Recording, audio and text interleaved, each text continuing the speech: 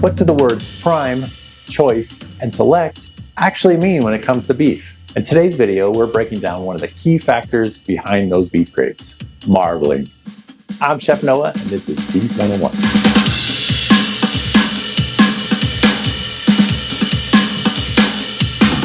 Marbling refers to the small flecks of fat within the muscle, also known as intramuscular fat. As beef cooks, the fat melts, adding flavor, juiciness, and tenderness from the inside out. When a cut of beef has more marbling, it tends to have a richer flavor and juicier texture. So how is grading determined? There are multiple factors when it comes to grading. In the US, one of the key factors to determine the grade is the amount of marbling in the ribeye, which is what we are showing you today. Graders assess the amount and distribution of marbling to determine the overall quality. The more prevalent these traits are, the higher the grade. Let's break down what each grade actually means. Select has the least amount of marbling overall and usually has a firmer texture compared to the other grades. So if you're looking for a leaner cut, this may be the way to go. Choice has moderate amount of marbling, slightly less than prime, and is commonly found in your grocery stores.